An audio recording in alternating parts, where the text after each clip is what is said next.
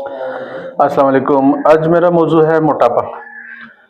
मोटापा अक्सर लोगों का ख्याल है कि मोटापा रोगनियात खाने से, चर्बी खाने से, देसी घी या मक्खन खाने से या ड्राई फ्रूट्स खाने से मोटापा होता है। ये बात बिल्कुल गलत है, ये अफ़वाह प्रोपेगेंडा फैलाया गया है। जी, सही सुना आपने। मेरा नाम है डॉक्टर कैसर अहमद। असल में मोटापा रोगनियात से या रोगनी अशिया खाने से या पीने से नहीं होता, बल्कि मोटापा चीनी से होता है। सॉरी। चीनी से मोटापे की वजह यह है कि हमारा जिस्म जो इंसुलिन बनाता है, हमारा स्प्लीन जो इंसुलिन बनाता है, वो इंसुलिन शुगर को बर्न कर ही नहीं सकता, शुगर को इस्तेमाल कर ही नहीं सकता। इसलिए ये शुगर हमारे जिस्म में फैट्स की सूरत में जमा होने लगता है। कुदरती रोगनियात मसलन मक्खन, देसी घी, कोई भी नॉन प्रोसेस्ड ऑयल किसी भी सीड का, इनमें सेचुरेटेड और मोनोसेचुरेटेड फैट्स होते हैं जो जिस्म के लिए इंतहाई सेहतमंद और दुआम देते हैं, सेहतमंद है जिस्म के लिए। और इनसे ना सिर्फ जिस्म चाको चौबंद रहता है, बल्कि दिमाग भी ऐसे लोगों का तेज और चालाक होता है। पढ़ाई में भी तेज होते हैं, काम कारोबार में भी तेज होते हैं।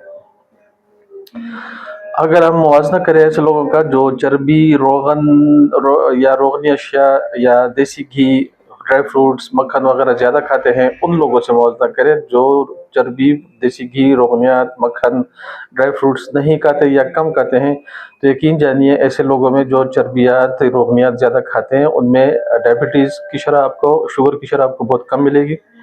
उनमें अल्जाइमर, डिमेंशिया, पार्किंसंस जैसी अमराज आपको बहुत कम मिलेंगी। उनमें स्ट्रोक्स आपको बहुत कम मिलेंगी, फालिज आपको बहुत कम मिलेंगी, और वेस्कुलर डिजीज़, दिल के अमराज आपको बहुत कम मिलेंगी बनिस्बत उन लोगों के जो ड्राई फ्रूट्स नहीं खाते या कम से खाते हैं, या जो चर्बियात, रोगनियात कम खाते हैं या ना नहीं खाते।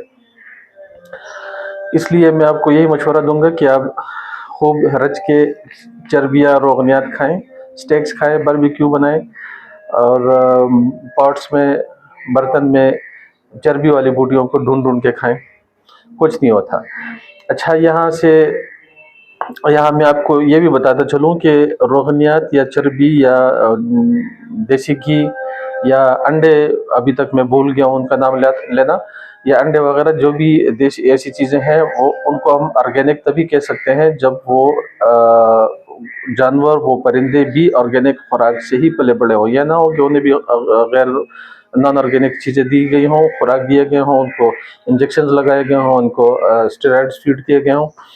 तो लिहाजा ये भी साथ में शर्त ज़रूरी है। अच्छा, कोई भी नॉन प्रोसेस्ड तेल जो होता है, नॉन प्रोसेस्ड तेल जो कुदरती रोगन होते हैं, कुदरती तेल होते हैं, उनमें ओमेगा 3 भी बहुत होता है। और उनमें जैसे मैं पहले कह चुका हूँ, मोनोसेचुरेटेड और सेचुरेटेड फैट्स बहुत होते हैं जो सेहतमंद होते हैं। प्रोसेस्ड तेल जितने भी हैं, जो किसी भी नाम से बाजार में आपको मिल रहे हैं, चाहे वो सनफ्लावर है, सीजम सीड है, या केनोला है, किसी भी नाम से आपको जो बाजार में मिल रहे हैं, उनमें ओमेगा 3 तो है, लेकिन उनमें ओमेगा 6 बहुत ज़्यादा है। ओमेगा 6 ये प्रो इन्फ्लेमेटरी आइटम है। ये हमारे जिस्म में इन्फ्लेमेशन ना सिर्फ पैदा करता है, बल्कि इन्फ्लेमेशन की बढ़ोतरी भी करता है। अच्छा, अब ओबेसिटी या फैटी लिवर या इंटेस्टाइन्स की डिजीज़ के लिए, बीमारियों के लिए, अब आपको मैं फॉर्मूला भी बताता चलूँ। मेरे वेबसाइट पे भी आपको ये सब कुछ मिल जाएगा जो अब मैं आपको बताने जा रहा हूँ। मोटापे के लिए तकरीबन 7000 साल पुराना हमारा होम्योपैथी सिस्टम है, जिसमें मोटापे के लिए बहुत सारे मेडिसिन है, जिनमें से कुछ के नाम मैं आपको पढ़ के सुनाता हूँ। सिनिगा, सीपिया, पुलसेटेला, कालीबाइक्रोमिकम, लेगडेफ्लोराटम। लेगडेफ्लोराटम ये मैं आपको बताता चलूँ ये कि ये खालिस गाढ़े दूध से बनाया जाता है। इसी तरह फास्फोरस, कैप्सिकम, मिर्ची जो हम लोग आज ज़्यादा खाते हैं, जिसकी वजह से हमारा हजमा ख़राब रहता है, और जिसकी वजह से फिर हम आगे मोटापे के शिकार होते हैं। हजमे से मेरा मुराद लिवर फंक्शन है। कलकेरा अर्चिनिकोसम, कलकेरा आयोडाटम, फ्यूकस, फाइटोलका बेरी, अच्छा, फाइटोलॉजी के मुतालिक ये बताऊँ कि किताबों में इसके मुतालिक तो बहुत कुछ लिखा है, लेकिन मुझे ये बिल्कुल भी पसंद नहीं है। मेरे एक्सपीरियंस में फाइटोलॉजी का कोई ख़ास रिज़ल्ट नहीं आया। इसी तरह graphite, antimonium crudum, thyroidinum, iodium, ammonium muriaticum, ferrum metallicum, calcarea carb, carbon tetra और वगैरह वगैरह बहुत सारी ऐसी है। फिर कार्बन में नाम ले भी चुका हूँ।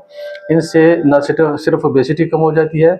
अच्छा, ये भी बताता चलूँ कि ओबेसिटी को कंट्रोल करना है, कम करना है, ख़त्म नहीं करना। हमारे जिस्म के लिए एक मखसूस मकदार में चर्बी की मौजूदगी बहुत ज़रूरी है। अच्छा, इन अद्वियात से न सिर्फ हम ओबेसिटी को कंट्रोल कर सकते हैं, बल्कि इन्हीं से हम वैस्कुलर डिजीज़ को ट्रीट कर सकते हैं, इन्हीं से हम डीवीटी को भी ट्रीट कर सकते हैं और इन्हीं अद्वियात को आगे पीछे करके इनके कॉम्बिनेशंस बना के हम डायबिटीज़ यानी शुगर का इलाज भी कर सकते हैं।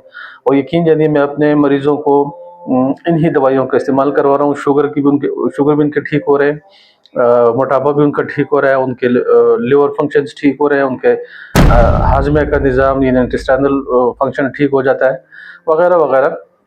मरीज़ खुश होते हैं इससे और ठीक भी हो जाते हैं। और ठीक हमेशा के लिए तो मैं नहीं कहूँगा, लेकिन कम से कम 8-10 साल के लिए वो मौजूदा जो जिस बीमारी के लिए मेरे पास आए होते हैं, 8-10 साल के लिए उनसे बेगम बेफ़िक्र हो जाते हैं।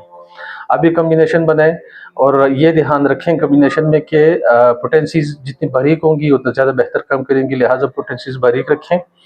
पोटेंसीज़ को बनाने का तरीका या कॉम्बिनेशन बनाने का तरीका अगर आपने सीखना हो तो मुझसे व्हाट्सएप पे राब्ता करें, बताऊँगा। लेकिन सबको नहीं, ये इस पे मुझसे नाराज़ नहीं होना, क्योंकि बीच में कुछ माफिया वाले भी होते हैं जो अपना काम धंधा कर दें।